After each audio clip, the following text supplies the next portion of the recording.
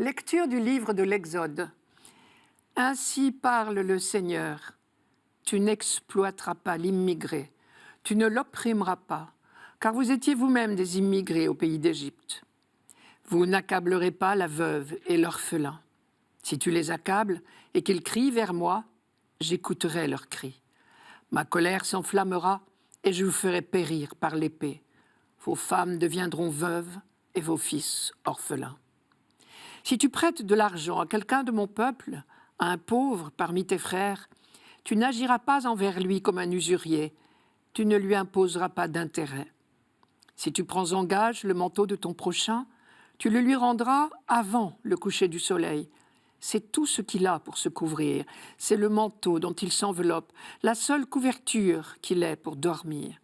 S'il crie vers moi, je l'écouterai, car moi, je suis compatissant. Le livre de l'Exode contient plusieurs textes de loi qui sont tous attribués à Moïse. Mais en réalité, Moïse en personne n'a promulgué qu'un premier ensemble de lois. Puis, au long de la vie du peuple d'Israël, de nouvelles lois adaptées aux nouvelles conditions sociales ont vu le jour et ont été insérées dans le livre de l'Exode à la suite des premières. Tout comme notre code civil ou pénal est régulièrement modifié, complété, et pourtant c'est le même livre. Et il continue à porter le même nom. Mais les lois nouvelles reflètent le contexte nouveau dans lequel elles ont été votées. Elles répondent à de nouvelles questions, de nouvelles formes de délits. Toute loi est toujours de circonstance. Et en fait, toutes les lois données par Moïse et par ses successeurs à des époques différentes, dans des conditions de vie différentes, ont été rassemblées là à la suite du décalogue ou des 10 paroles du Sinaï, parce qu'elles en étaient la suite logique au long des siècles et de l'évolution historique d'Israël. Israël n'est ni le premier ni le seul peuple à avoir promulgué des lois. On a retrouvé au Proche-Orient des codes de loi beaucoup plus anciens. À Our, par exemple, la patrie d'Abraham, on connaît un code qui date de 2050 avant Jésus-Christ. Et le fameux code d'Hammurabi qu'on connaît bien et qui se trouve au musée du Louvre remonte à environ 1750, toujours avant Jésus-Christ. Ces codes ont des quantités de points communs. Dans toutes les civilisations, la loi est faite pour protéger les faibles. Rien d'étonnant donc à ce que la loi d'Israël, comme les autres, défende les intérêts de la veuve, de l'orphelin, de l'immigré, de l'emprunteur. Mais ce qui est nouveau ici, c'est le fondement de la loi. Le fondement de la loi d'Israël, c'est la libération d'Égypte. Plus exactement, c'est la double expérience de l'esclavage en Égypte et de la libération par Dieu. Et parce que Dieu s'est révélé comme celui qui entend la plainte des humiliés, qui leur rend leur liberté et leur dignité, très logiquement, il continue à travers la loi à prendre la défense des humiliés. Si bien que toutes les lois bibliques sont émaillées de rappels. Rappel de la souffrance endurée quand on était esclave, humilié. Rappel de l'œuvre de Dieu libérant son peuple. Par exemple, les premiers mots du décalogue ne sont pas encore un commandement, c'est un rappel. Je suis le Seigneur ton Dieu, qui t'ai fait sortir du pays d'Égypte, de la maison d'esclavage. Ou encore, vous avez vu ce que j'ai fait à l'Égypte, comment je vous ai porté comme sur les ailes d'un aigle et vous ai amené jusqu'à moi. Et si Dieu a libéré son peuple, c'est parce qu'il a entendu le cri des malheureux. Du fond de leur esclavage, les fils d'Israël gémirent et crièrent. Du fond de leur esclavage, leur appel monta vers Dieu, et Dieu entendit leur plainte. Dieu se souvint de son alliance avec Abraham, Isaac et Jacob. Et de même, dans l'épisode du buisson ardent, je vous rappelle ce texte, le Seigneur dit, j'ai vu. Oui, vraiment, j'ai vu la misère de mon peuple qui est en Égypte, et j'ai entendu ses cris sous les coups des surveillants. Oui, je connais ses souffrances, je suis descendu pour le délivrer. C'est Exode, chapitre 3, verset 7. Voilà le fondement de toute loi en Israël, le Dieu qui entend le cri des malheureux, qui connaît leur souffrance et qui donc prend leur défense. Car moi, je suis compatissant, dit la dernière phrase de notre texte aujourd'hui. Pour ce peuple qui a fait l'expérience de l'humiliation, il n'est pas difficile de se mettre à la place des humiliés. Tu n'exploiteras pas l'immigré, tu ne l'opprimeras pas, car vous-même, vous étiez des immigrés au pays d'Égypte. Traduisez, parce que vous savez ce que c'est qu'être humilié, vous n'humilierez personne. Ce n'est pas affaire de raisonnement, de beaux sentiments. C'est affaire d'expérience. Quelque chose comme « vous savez ce que c'est, alors mettez-vous à leur place ». Petite précision au passage, l'immigré dont il s'agit ici, c'est l'étranger qui réside durablement dans le pays et qui s'y installe. Il ne s'agit pas de l'étranger de passage, du touriste qui bénéficiait de l'hospitalité proverbiale en Europe, en Orient. Les quelques commandements du texte d'aujourd'hui relèvent tous de cette même logique. Mettez-vous à la place du pauvre, de l'emprunteur, de la veuve, de l'orphelin. Ne les maltraitez pas, car Dieu entend leurs cris. Nous sommes encore au tout début de la révélation biblique, même si ces textes sont postérieurs à Moïse. Mais déjà, on sait que Dieu est concerné par la souffrance humaine et qu'il vient au secours des pauvres et des humiliés. Malheureusement, pour l'instant, il faut encore menacer pour que la loi soit respectée. Je vous rappelle le texte. « Ma colère s'enflammera et je vous ferai périr par l'épée. » Mais un jour viendra, nous le savons, où l'homme éduqué peu à peu par Dieu et par la loi n'aura pas besoin de menaces, car il aura appris à voir en tout homme un frère.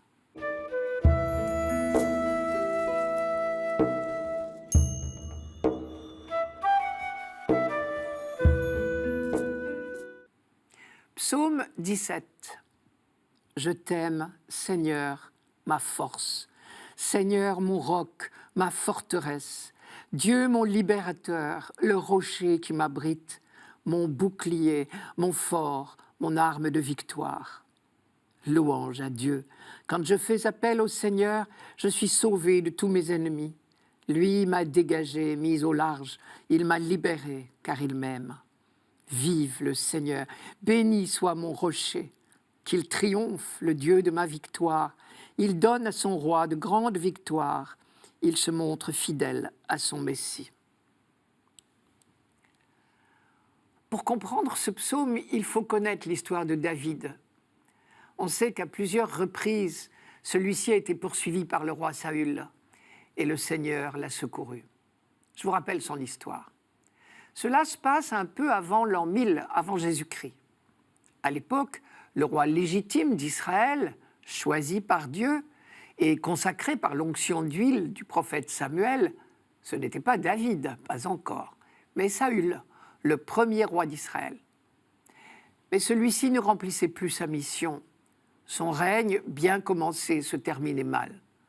Au lieu d'écouter le prophète, il avait sciemment transgressé ses ordres. Et le prophète Samuel l'avait désavoué. C'est alors qu'il avait, sur l'ordre de Dieu, choisi David encore très jeune pour qu'il soit formé à la cour et qu'il succède plus tard à Saül. Saül est donc resté le roi en titre jusqu'à sa mort. Mais il a dû supporter de voir grandir à la cour David, son rival de plus en plus populaire et à qui tout réussissait. Si bien qu'une haine farouche remplit peu à peu le cœur de Saül et qu'il essaya à plusieurs reprises, mais vainement, de se débarrasser de David.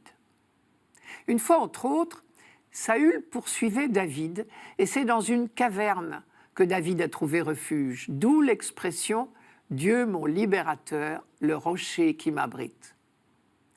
Choisi à sa grande surprise pour être le futur roi, David savait qu'il pouvait compter sur la protection de Dieu.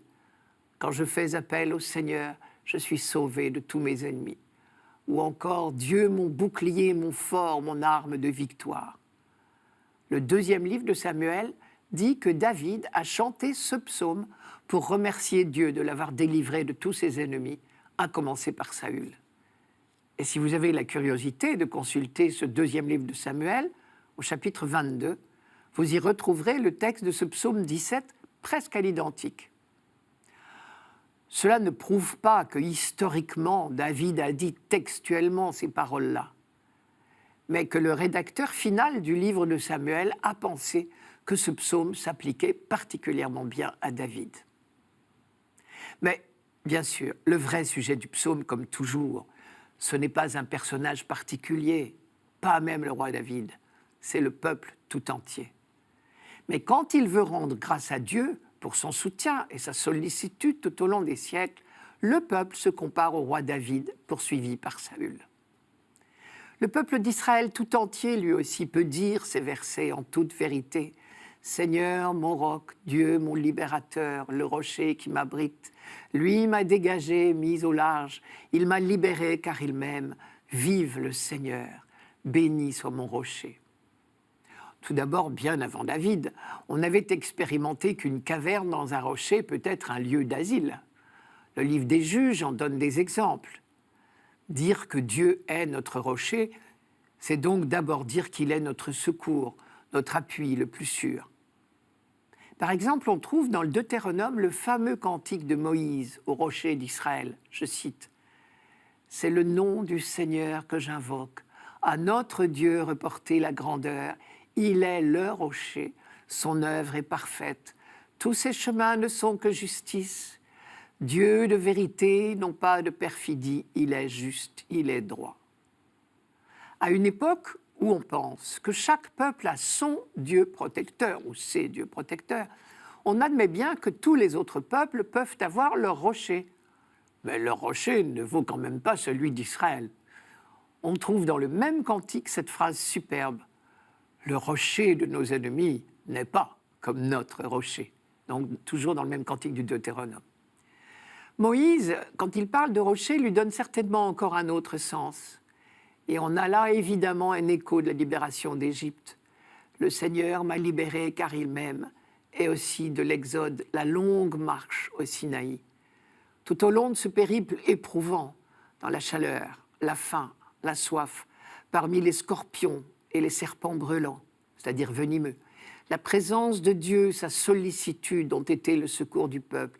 Une sollicitude qui est allée jusqu'à faire couler l'eau du rocher.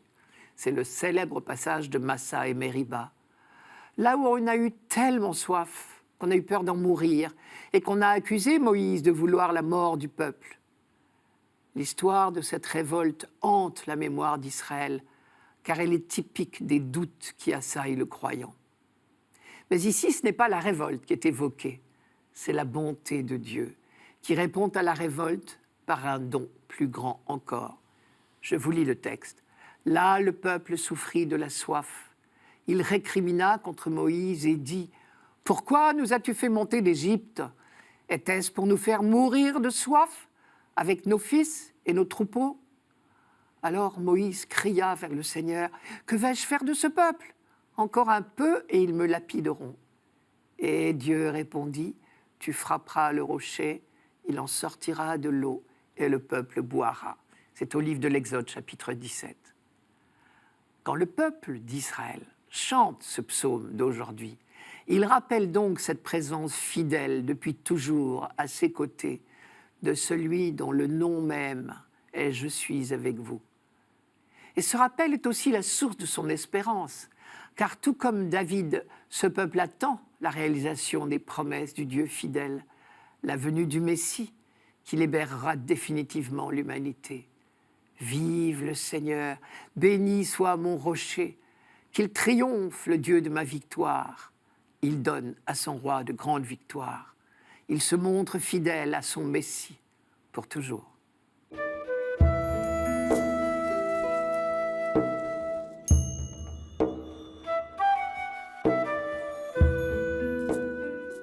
Lecture de la première lettre de saint Paul apôtre aux Thessaloniciens. Frères, vous savez comment nous nous sommes comportés chez vous pour votre bien. Et vous-même, en fait, vous nous avez imités, nous et le Seigneur, en accueillant la parole au milieu de bien des épreuves, avec la joie de l'Esprit Saint. Ainsi, vous êtes devenus un modèle pour tous les croyants de Macédoine et de Grèce. Et ce n'est pas seulement en Macédoine et en Grèce qu'à partir de chez vous, la parole du Seigneur a retenti. Mais la nouvelle de votre foi en Dieu s'est si bien répandue partout que nous n'avons pas besoin d'en parler. En effet, les gens racontent à notre sujet l'accueil que nous avons reçu chez vous. Ils disent comment vous vous êtes convertis à Dieu en vous détournant des idoles, afin de servir le Dieu vivant et véritable, et afin d'attendre des cieux son Fils qu'il a ressuscité d'entre les morts, Jésus, qui nous délivre de la colère qui vient. Partout où il passe, Paul entend parler du rayonnement de la jeune communauté de Thessalonique. Il en déduit que sa prédication a porté son fruit. La parole, accueillie par les Thessaloniciens dans la joie, les a transformés en profondeur. Et du coup, ils sont devenus un modèle pour les autres, comme une traînée de poudre. Pourtant, les conditions de leur conversion n'étaient pas faciles, puisque Paul précise qu'ils ont accueilli la parole, je cite, au milieu de bien des épreuves. Paul fait allusion ici à l'hostilité de certains juifs à la prédication chrétienne. Paul lui-même, Sylvain et Timothée ont essuyé les premiers ce refus de l'Évangile par ceux à qui il était destiné en priorité.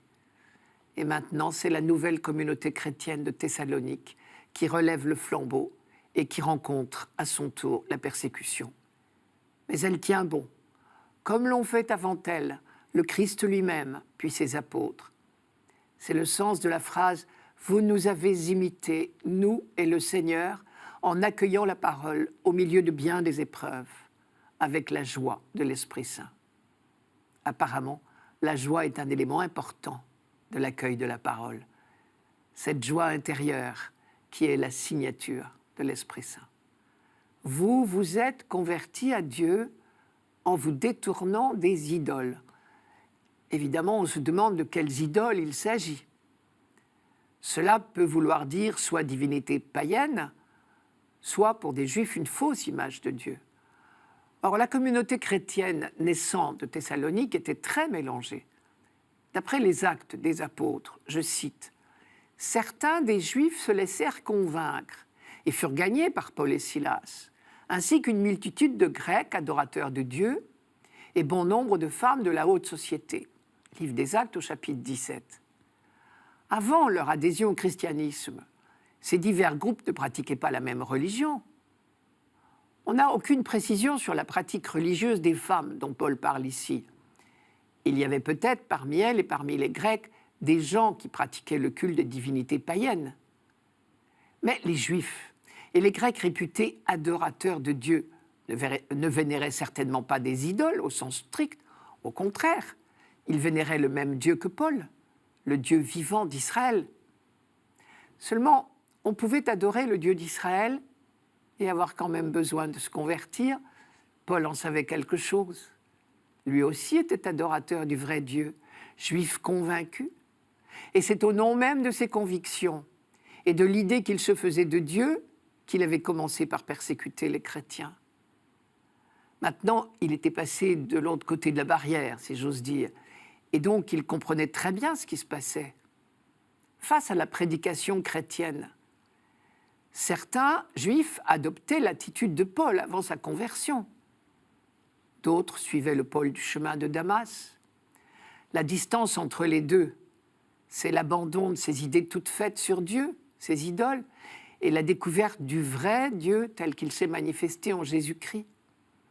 Et ici, Paul emploie une expression superbe. Vous vous êtes convertis à Dieu.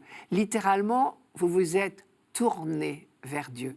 En grec, ce sont les mêmes mots que saint Jean emploie pour parler de la relation du dialogue sans ombre, de la communion qui unit le Père et le Fils. Je cite Jean. « Au commencement était le Verbe, et le Verbe était tourné vers Dieu, et le Verbe était Dieu. » Jean, chapitre 1, verset 1. Ils ont accepté d'ouvrir leur cœur à la parole de l'apôtre. Et les Thessaloniciens, du coup, ont reçu la grâce de la conversion, du retournement. Désormais, eux aussi, comme le Christ, ils sont tournés vers Dieu. Et cela leur a donné tous les courages pour tenir bon, malgré la persécution.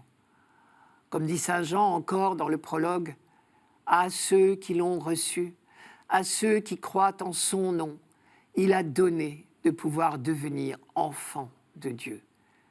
Désormais, ils sont à l'abri de la colère qui vient, dit saint Paul. La colère de Dieu, c'est une expression classique pour évoquer la fin des temps. Pour les croyants, ce n'est plus une inquiétude. Au contraire, ce sera le jour de la délivrance où Dieu supprimera tout ce qui fait du mal à l'homme. Désormais, en Jésus-Christ, on ne craint plus le jugement de Dieu. Au contraire, on est impatient de voir s'accomplir pleinement le projet de Dieu. Et il y a là, c'est très net dans tout le Nouveau Testament, et en particulier chez saint Paul, un élément très important de la foi chrétienne, l'attente. Une attente fervente, ardente, passionnée. Celle qui nous fait dire chaque jour avec impatience que ton nom soit sanctifié, que ton règne vienne, que ta volonté soit faite sur la terre comme au ciel. Et cette volonté, nous le savons bien, c'est que la bonne nouvelle de l'amour soit proclamée et vécue partout et par tous.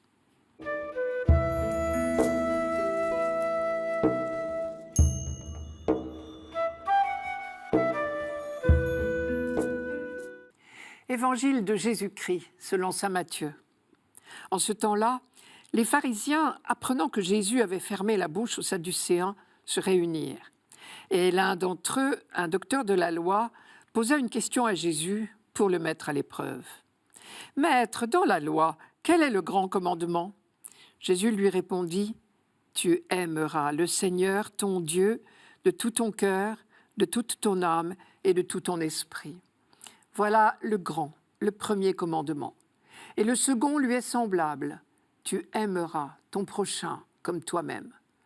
De ces deux commandements dépend toute la loi, ainsi que les prophètes. » Maître, dans la loi, quel est le grand commandement ? Les pharisiens posent à Jésus une question qui pour eux était classique. On sait que la loi comporte 613 commandements. Et ils avaient l'habitude de discuter à longueur de temps pour savoir quel commandement était le plus important. Quand un conflit de devoirs se présentait, il fallait bien hiérarchiser les divers commandements. La réponse de Jésus va les surprendre en les emmenant bien au-delà du terrain juridique. Le contexte ici est important. Nous sommes chez saint Matthieu dans la dernière étape de la vie terrestre de Jésus, entre son entrée triomphale à Jérusalem et sa passion. Les discussions se succèdent entre celui que la foule a reconnu comme le Messie et les autorités religieuses qui, croient-elles, ont seule autorité pour reconnaître le véritable Messie. Jésus a raconté 3 paraboles, celle des 2 fils, celle des vignerons homicides et enfin celle du banquet nuptial et de la robe de noces. C'est le tour des autorités religieuses maintenant de lui poser 3 questions dans l'intention de le prendre au piège. Celle sur l'impôt à payer à César, celle sur la résurrection des morts et enfin celle d'aujourd'hui. Maître, dans la loi, quel est le grand commandement ? On interroge Jésus sur la loi, il puise sa réponse dans la loi. Mais il refuse d'établir une hiérarchie entre les 613 commandements de la loi. Il cite 2 commandements, tous 2 inscrits dans la loi d'Israël, et il les place au même niveau. Tu aimeras le Seigneur, tu aimeras ton prochain. Tu aimeras le Seigneur ton Dieu de tout ton cœur, de toute ton âme et de tout ton esprit. C'est dans le livre du Deutéronome, au chapitre 6. Cela fait partie de la profession de foi juive, le fameux Shema Israël. Tu aimeras ton prochain comme toi-même. C'est dans le livre du Lévitique, au chapitre 19. Et il dit, ces 2-là donnent sens à tous les autres. De ces 2 commandements dépend toute la loi, ainsi que les prophètes. Et l'ensemble de la loi, nous l'avons revu avec le texte du livre de l'Exode, qui nous est proposé en première lecture ce dimanche, quand elle dictait la conduite envers les autres, spécialement envers les pauvres, les veuves, les orphelins, les immigrés. Elle le faisait au nom du Dieu de l'Alliance, ce Dieu que l'on devait aimer de tout son cœur et de toute son âme. Quant aux prophètes, ils n'avaient fait que rappeler ce lien entre les 2 commandements. Isaïe, par exemple, je cite, « Le jeûne qui me plaît, n'est-ce pas ceci? Faire tomber les chaînes injustes, délier les attaches du joug, rendre la liberté aux opprimés, briser tous les jougs. » Ou encore Michée, « Homme, répond le prophète, on t'a fait connaître ce qui est bien, ce que le Seigneur réclame de toi, rien d'autre que respecter le droit, aimer la fidélité et t'appliquer à marcher avec ton Dieu. » En résumé, dans la loi comme chez les prophètes, la grande leçon, c'était si vous voulez être les fils du Dieu qui vous a libérés, soyez des libérateurs à votre tour. Ce qui veut dire que l'expression « tu aimeras » engage une conduite concrète beaucoup plus qu'un sentiment. Ce faisant, Jésus invite ses interlocuteurs à sortir de l'esprit légaliste. Il les appelle à une conversion radicale. Avec Dieu, on n'est pas dans le domaine du calcul, de ce qu'il faut faire pour être en règle. On est sous la seule loi de l'amour. Saint Paul, l'ancien pharisien scrupuleux, qui a fait l'expérience de cette conversion, dira dans la lettre aux Romains, « Vous n'êtes plus sous la loi, mais sous la grâce. » C'est dans le chapitre 6. Et si l'on entre dans la logique de l'amour, ces deux commandements sont semblables, dit Jésus. Ils sont de même nature, bien sûr, car il n'y a pas deux sortes d'amour. Celui dont on aimerait Dieu et celui dont on aimerait nos frères. Le second est la vérification du premier. Comme dit saint Jean, « Si quelqu'un dit « j'aime Dieu » et qu'il haïsse son frère, c'est un menteur. En effet, celui qui n'aime pas son frère qu'il voit ne peut pas aimer Dieu qu'il ne voit pas. » C'est dans la première de Jean. Jésus met en garde les pharisiens. Il y a des manières d'appliquer la loi qui la trahissent. Elle a été donnée par Dieu pour être un chemin de liberté et de vie. Mais on peut très bien en faire un esclavage et même parfois un chemin de mort. Par exemple, quand le commandement du repos sabbatique vous conduit à laisser à l'abandon un malade ou un mourant, la loi qui dicte le service du frère est trahie. Donc ce que Jésus cherche à faire comprendre aux pharisiens, c'est qu'ils risquent, au nom même de la loi, d'oublier le commandement de l'amour. Il est certain que c'est un thème cher à saint Matthieu. Lui, le seul des évangélistes, a cité 2 fois la fameuse phrase du prophète Osée, « C'est la miséricorde que je veux et non les sacrifices ». Il est lui aussi le seul à rapporter la parabole du jugement dernier. Chaque fois que vous l'avez fait à l'un de ces plus petits de mes frères, c'est à moi que vous l'avez fait.